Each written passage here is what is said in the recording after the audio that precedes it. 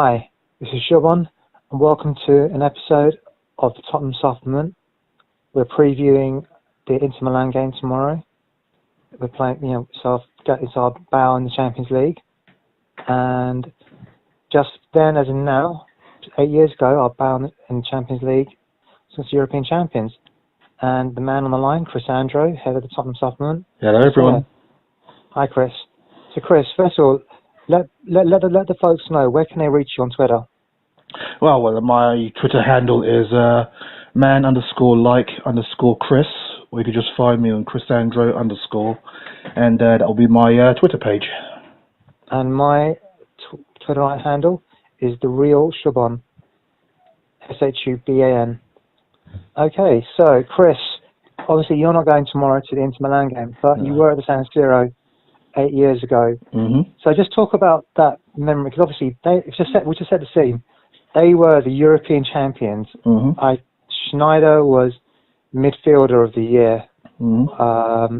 Maicon was defender of the tournament from the previous year. Mm. And I believe Melito was forward of that tournament that year. Yes.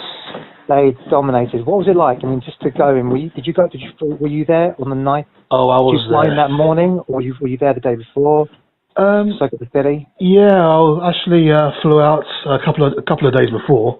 It was my first. That was actually my first ever European away game. That I just kind of thought. I've been to White Hart Lane a few times. I've been to a few away games, and thought this. Why not? Let's just try a trip away to one of the big European games. And as luck would have it, we were drawn what many people thought was a group of death at the time there, when we had Inter Milan, of course, who were the European champions, the one of the previous year, under Jose Mourinho, of course.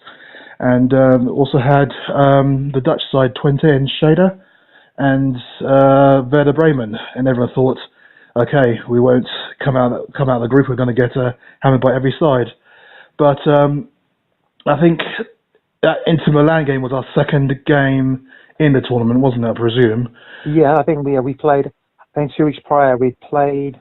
I think we played. Made our debut, and I remember I was there for that, and the goosebumps to hear the Champions League anthem. I mean, for so many years we'd heard it at the grounds, quite obviously, notably at them lot. I'm not even going to dirty my mouth with their name. Or the other lots named in South West London. But we'd obviously heard that anthem a few times and never really dreamed that we could have been there. And I think it was a crazy game, and Rafa van der Vaart was sent off in that game. We scored a couple of penalties, and then we were going to go to San Siro without Rafa van der Vaart, who was actually literally on the signs of the season. He was absolutely on fire. He was, and we won't give it a hope and a cat and hell's chance of getting anything from that game. And that was at the start. Well, yeah, that was at the start of the game, and we were written off throughout. And the one thing that did strike me was, there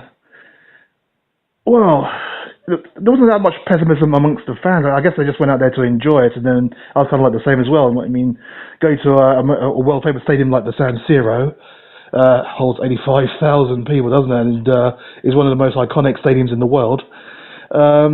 It was a great occasion, and it was one that I guess us fans were looking forward to for a long time. We've been in Europe for so many years. Well, been out of Europe for so many years, I should say, in and out here and there. And then the concentrated period in the UEFA Cup or Europa League built us up to this point where we actually qualified for the Champions League. And that was the standout game that we had against the European champions and the Italian champions, not to forget. They were the treble winners going into that tournament. And I think Rafa Benitez had taken over at that point, and so it made them a bit more defensively secure, as it were. And that game, it was Van der Vaart sent off, wasn't it, early on in that game, wasn't he?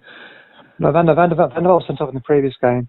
Oh, the previous game. All right. Luka Modric was then was playing in the number 10 role. Yes. And then Gomez had one of his what became kind of what he was famous for, really. But then it was. I think it was like, and we were just hammered. I mean, I think players like I think it was it wasn't Cambiasso. It was Cambiasso was the player, though, wasn't he? There was an Argentine lad, and it's going to drive me nuts now. I can't. Javier Zanetti, I think you mean. Javier Zanetti, and he'd scored. He'd gone back to midfield. I think he had a point to prove because even though him and Cambiasso had starred for Inter throughout the tournament, and yet neither had been picked by Maradona for that World Cup. If you forget, and it was such a bizarre year. I mean, just to be in that, to be in the Champions League. I mean, we'd gone 4-0, but I think we'd been 2-0 down to the young boys, and 3-0 down, wasn't it? And then we were 3-0 down at half time. And then we managed to turn it around, get it back to 3-2, and I think we just like to make things difficult for ourselves. I think that's a Spurs tradition going back to 1882. I think. Well, the way that Harry Redknapp played the teams in the Champions League, I guess we're either going to hammer a team or we're going to get hammered ourselves. It was literally that kind of gung-ho kind of football, and I think, that first half against Inter Milan, that was. I don't know how to describe it. It was kind of like shock, amazement. I mean, to be 4-0 down. I think we're 4-0 down after just 35 minutes. That was was literally that quick. And Inter Milan were brilliant that day. They just tore us apart. And the reason that first half, I should say, they just literally tore us apart. And to go in at half time 4-0 down. And just to look around that, because we're in the upper echelons of that stadium, and it was kind of weird because even the Inter Milan fans, they cheered every goal that went in, but then it was literally quiet for the most part. They didn't really do much singing, for what I remember, and it was kind of like a really strange atmosphere. But that second half was literally That's what announced Bale to the European stage, I think, wasn't it, when Gareth Bale was with us? And that second half was one that we'll never forget, really, because I remember us saying we're going to win 5-4, and I really think if it'd gone on for like another minute or so, we could have got an equaliser. Yeah, exactly. It was just dramatic, and then obviously the return leg. I think it was November. I can't remember when it was in November. And then, it was just amazing. I mean, just Luka Modric. I mean, obviously, younger fans, newer fans are so used to Luka Modric just killing it in the Champions League. But that was his debut in the Champions League, and that's what prompted, I think, Chelsea to sign him. Just under a year later, and he was just showing that he wasn't out of place, and obviously, he's proven to be one of the Champions League's best ever players. Yeah, I suppose begrudgingly I have to say it. I might not like the guy, but I have to agree with you on that point. He's built for that competition and takes it in his stride. And he's won 3 on the bounce now, hasn't he? So won 3 on the bounce, won 4 in about 7, 8, nearly 5 years, something. And but it was just him putting that ball through, and it's weird because obviously Inter Milan were, although they were, I think they fired Benitez. I think 2 months later. I think back in May, they were the kings of Europe. Yeah, kings of Italy, kings of Europe. And they won the treble, so they won the treble. And then a year later, and they were able to qualify again for the Champions League, but I believe this is the first time they qualified for the Champions League via the league in 6 years. So correct. It doesn't take much. I think we were just chatting about this earlier, off air, but it's not about what you do the previous season. It's how you're able to build from that season into your new season. And that's what counts. It's the here and the now. And Inter Milan, I don't know if they signed anyone in particular. Obviously, they lost. Jose Mourinho. I'm a big fan of Jose Mourinho when he's not in this country or he's doing badly. I know you are. But I think they lost him and they never really recovered from losing him. And he's very good at building short-term success, which is what he did at Porto. He was able to do it obviously at Chelsea and then at Inter. And he obviously, my favourite performance was that Inter versus Barcelona. It was the semi-final. Incredible. Yeah, it was incredible. I remember that more than the final itself. But Inter Milan, they they never really went on, and then they went through a period of instability. They never really reclaimed their former glory. And very luckily, I don't know if you saw the game, but on the last day of the season, of Serie A season, they had to beat Lazio to get into the Champions League via the head-to-head scheme. And ironically, a young lad, Stefan de Vrij, who joined Inter from Lazio, I think he gave away the penalty that let Inter back in the game. Nothing dodgy there, but I think it's just important. I think if you look at it, we are, obviously, we'll look at Inter and how they, the squad they've got. But I think obviously, I don't want to go over, the wounds of Saturday, but it's very easy to go from being a team that everyone loves, everyone's excited about, to in less than 2 years for Inter, but less than a year, to being absolutely nowhere. And we saw that with Leicester, league champions one season, so nothing the next. Yeah, and I'm really struggling and firing the coach. I think that's something we have to, and hopefully, that's something we'll talk about going forward. But so obviously, we'll have a look at the game tomorrow. So how familiar are you with the Inter side? I mean, do you know how many of the players would you say you're familiar with? Only a fair few, really. I mean, I know they do have Nainggolan, who they got from Roma, and I do like him as a player, the young Belgian player. And he's got a good feet, he's got great passing range on him as well. They have very good quality players, and obviously defensively they're okay. They're good. I wouldn't say they're brilliant, but they're good. They're good enough, especially when they take the lead in the game. They're able to keep teams out, and that's something that we have to be aware of, really. So Handanovic, I think he was someone that we were linked with back in the day. Yeah, he's playing for them. Perisic as well. Salko, who played for Croatia in the World Cup. Salko, he's a lovely player. And he's actually from Atletico on loan. They've got Keita Balde on loan from, I believe, Monaco. Obviously, they have Perisic and Brozovic from the successful Croatia side. Of Nainggolan, who we spoke about, Icardi, who is young Argentine. I have no idea. I don't know how on earth Argentina aren't able to use him better. He's just such a good player. But they've been struggling. I mean, obviously, I know they lost to Parma on at home. Yep. At home, and I think they were going to rest maybe one or two players. But to put it in context, this isn't the Parma of, say, Zola or Dino Baggio. The early 90s. This is the Parma that was so skid they weren't even allowed to have benches. Yeah. Until a few years ago. I think Parma have literally just come up this season. And so Spalletti's, I think they're having that problem. Because last season, I don't think they were in any European competition. They just could purely focus on trying to get up in that Champions League and try and get up as high as they could. But this season, they haven't done as well.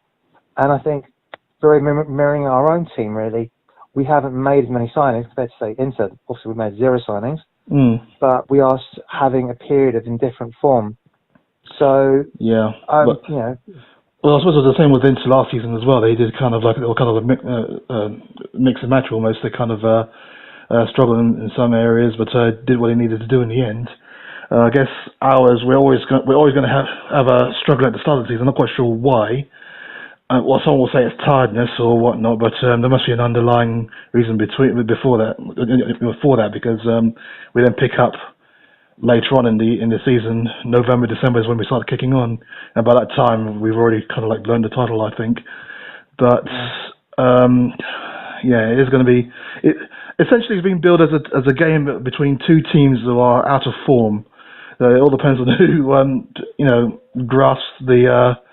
Who grasps the chance and on the day, and I'm kind of hoping that will be us, because I think we have enough to get through that defence.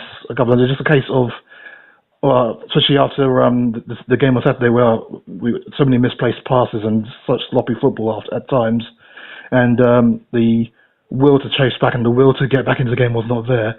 I'm hoping that tomorrow we'll see more of what we're good at. And we'd need that against a side like Inter, who may be out of form, but they're still dangerous opponents. And we just have to pick up our game, really. Because if you can't pick up your game for a Champions League match, then why are you there? So, the players have to be up for it. The bench has to be up for it. The manager has to be up for it. And we just have to take our chances. The team that takes their chances will win the game. Simple as that. Yeah, well, that's some. I mean, for me, this is a team that I would start off with tomorrow. I don't want to. Vorm, I'm getting undecided because I don't feel he commanded his box as well as he could have done. But he made some incredible shots. He even say some really. He started being a cricket score yesterday on Saturday, and I felt that it's easy to malign him a little bit. But like I said, I don't think he had his best game. But I think apart from say Lucas and Lamela, who I am hoping will start tomorrow, I personally don't think any of those players can crown head and glory. No, so my team would be. I would go in either 4-2-3-1 / 4-3-3. I would definitely start Lamela. He's played in San Siro before. He won't be intimidated. I think he's obviously. I don't know how well he did there at Roma, but he will know it. He'll be familiar with it. And I would actually go back to formula 4-2-3-1. Probably Vorm in goal. I don't like the idea of Aurier at right back, and he still scares the crap out of me.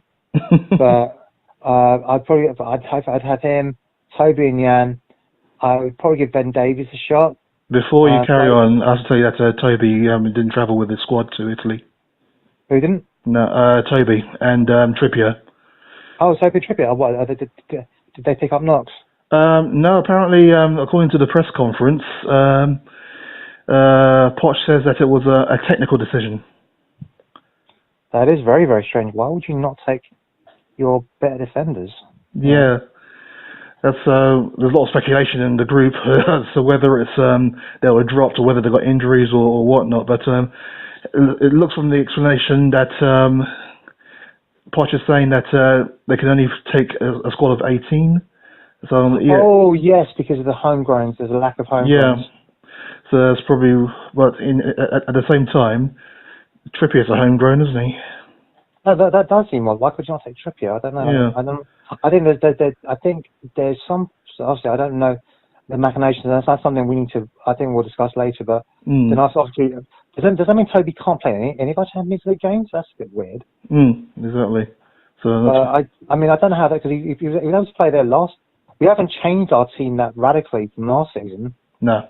So I don't know what's happened here, but I'm hoping that hopefully that'll work out. But and then obviously Stefan Sanchez, Jan Vertonghen, Ben Davies. You play Davies at the Rose? Yeah, I would. Yeah, I would just because I think Rose was really poor on. He had a good game for England, admittedly against a 34-year-old Lichtsteiner, which I did say everyone look. Anyone can look good against a 34-year-old fullback. You know, it's not that difficult. Yeah, especially when that fullback hasn't got speed anymore. His legs have gone. Very true. So I would put Wanyama and Winks double pivot, Ericsson, Lamela and Lucas in the 3, Kane up front, and hope we can sneak a 1-0 win. And for me, I mean, it's something that I suggested. Hopefully you guys will get a chance to listen to the Spurs podcast that I was on Saturday. And I actually do speak about the fact that I would actually look to, if we are able to sneak a lead, maybe even get, hopefully even 2 goals up, if that's not being too greedy. I would like to see us play that Liverpool style floating, 3-4-10s, whatever you want to call it, 3-4-9s, whatever you want to call it, a fast front 3, to close the game out, and then look to play that against Brighton, because I think we need, the alternative to Harry Kane does not exist, not in our budget. And the only players I can think of that are alternative to Harry Kane are Cavani and Lewandowski. Harry Kane has just hit such a high benchmark in terms of what he's done. Apart from Cavani and Lewandowski, in terms of that power centre forward, I can't think of anyone really, I think he's better than Benzema. I think he's really gotten to that level now that he's better than a 4-time European champion. Yeah, but then he's saying that he wants to have a £90 million player and a £60 million player. Well, I suppose the values would have gone up a bit since then, to sit on the bench, which they would not be happy to do. So, yeah. But I was actually thinking my team will probably be a little bit radically different after hearing that Trippier and Toby won't be there. I'd probably play I'd actually be a bit radical and play Gazzaniga in goal. Yeah. I mean, I'm a bit wary about playing. I think he played the Champions League. I think he played, didn't he, in against the Limassol? Maybe it was Limassol. You mean AEL? Yes, he did, and didn't disgrace himself. Yeah, and then yeah, and then I'd like you to have Davis at left back, and then Sanchez, Jan, and then it'll have to be Aurier at the back there. I would drop Dembele as well because his ball retention has been kind of ropey of late.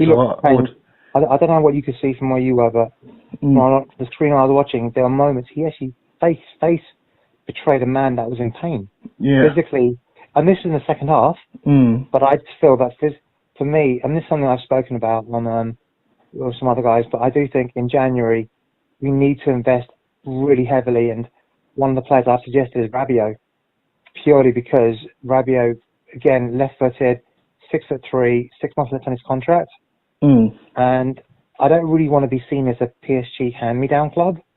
But the thing is, the players that apparently fail at PSG will always succeed elsewhere. So it's not a slight on the player or the club trying to get those type of players. It's just that PSG they got £500 million to blow on one player, and they'll be happily do it, and another player will suffer. So it's not necessary to say that they're our feeder club or we're their feeder club or whatever. It's just that they've just got tons of oil money to spend, and they'll do it. Yeah. So, and to say, I like to think it's an upgrade. We've gone from using West Ham as our feeder club to using PSG. So true. But like I said, that Rabiot was something I was hoping to look at, and definitely the other player I'd like to look at. I do think this is Vorm's last season. It is, yeah. I mean, he only extended the season this time, just for one campaign, didn't he? So he will leave at the end of the season. Yeah, and I think it's partly because he's a non-homegrown. I think if you're able to bring in, you don't really need to rotate goalkeepers the way you do need to rotate outfield players. And I think if you could bring someone like Jack Butland, I think he would rather be on the bench of a Premier League side than be on. I think he's at that stage now. I think his World Cup career. Did he go to the World Cup? I can't remember. Did he go to the World Cup? I can't remember now. I'm not sure.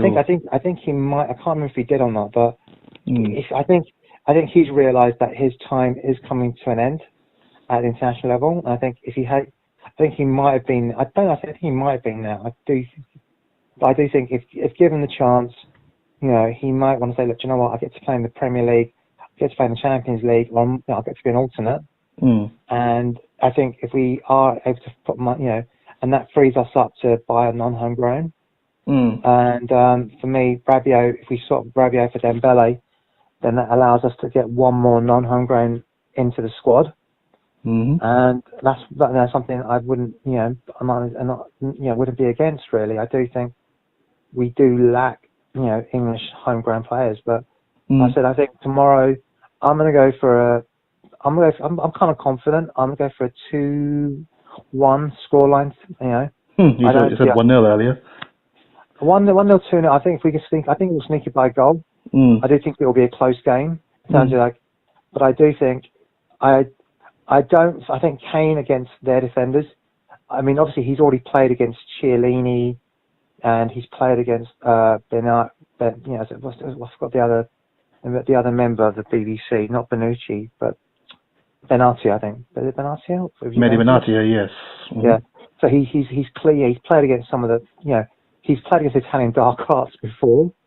And I know De Vrij. I don't know who the other centre back. I think it's Miranda from Atletico Madrid, but he's now 33, 34. So hopefully Kane will have the movement. And if we are playing a 4-3-3, if we can press at them, get in their face. I don't know. I don't think Inter Milan. I'm not saying they're not technically able, but I don't think they're gonna really struggle. I think if we can really just set our stall out, come out of the blocks. It will depend on the side. Yeah, and I think I think the one good thing is that now we can look on the bench. If Kane starts to fatigue something, it's around the 65 minute mark. We can then decide, you know what, we can bring on Sonny, or at 65 minute mark we can bring on Dembele, and he knows he's only got, say, 25 minutes to play, and he can give us that performance, and he can help. I think Dembele's role now this season is to help us close out a game if we're winning. Super sub, really. I don't see him being the starter anymore. Just physically, he can't do it. But yeah, that's what I'm going to go. So we are at 25 minutes already. So is there anything you want to say before we bring this to an end? Yeah, I just finished the lineup there. I think I had Wanyama and Winks there, and also close out with Ericsson. That's the thing, because Ali's injured as well, isn't he? Lucas, and then probably have Lamella as well, so I'll have him starting. And hopefully, I'm torn between either weirdly having Son up front or starting with Kane. I'm not too sure where to go. I guess Kane will probably have to start because he'll be the one who strikes fear in the defence, but he'll need to have an improved game, really. And I'm more thankful to have Kane up there because I think if he's got that midfield three behind him, especially with Lamella and Lucas, he can really focus on just being up front, staying up front, and hopefully his movement. I mean, he does look a little bit lethargic, but I'm hoping that if we can get a good result, for me, I'd like to say to him, you know what, Harry, you know what, we'll fly, Kate and two little girls, they'll stay with you in Lake Como for a few days, just have a little bit of a rest, you know, and then you just stay in Lake Como. Well, Christian Eriksen will do the same for him, and say, look, just stay, relax, chill, in and around Italy, and then basically we're going to give you Saturday off. We're not going to play you against Watford because it's a League Cup, and do you know what? I think it's got to the stage now we're going to have to use the League Cup as we used it with Europa, and just basically play our kids and play players who are on the subs bench, and literally say, look, you want to start against Huddersfield? Show us what you can do, against Watford. Yeah. You can't do it against Watford, and they're not going to play their strongest team, I don't think. If we can play a subs bench plus 3 or 4 of our best kids, and I think we can get away with actually playing. I mean, for me, we're going to skip ahead a little bit, but I think if we play a front three of Lucas, Lamella, and Sonny, and play a couple of the youth team for the youth team midfielders, maybe one or something, Skip or Amos, and just play as full a strength team as we can. Then I think we can actually get through. And if we only blood, say, 1 or 2 of the kids. Well, we did that last season, didn't we? So we waited out finals against Barnsley and I can't remember the other side. So yeah, I have no qualms about that at all. Especially, we need to get an injection of kind of like enthusiasm in the squad from somewhere, and I think that will probably help anyway. So so that's good. Okay, so thanks very much, Chris. So we are on facebook.com/Tottenham Supplement. You can always reach out to Chris and myself on the old Twitter. We will soon be having an Instagram soon at some point, and hope you'll be able to reach us on that. But yeah, thank you so much, Chris, for your time. No worries. As always, come on, you Spurs. Come on, you Spurs. Dingy. And look out for the Champions League music. That's the one thing. That's one reason why we're in this competition, to be with the best. It always sounds like lasagna to me. Whenever I hear it, all I can hear is lasagna. Lasagna. That's all I ever hear. Honestly, it's all I ever hear. all I ever hear is lasagna. And plus, I think I never even liked lasagna before 2006. And after that, I've never touched it since. But still. Okay. See you, everybody. You take care. Yeah. Take care. Bye. Bye.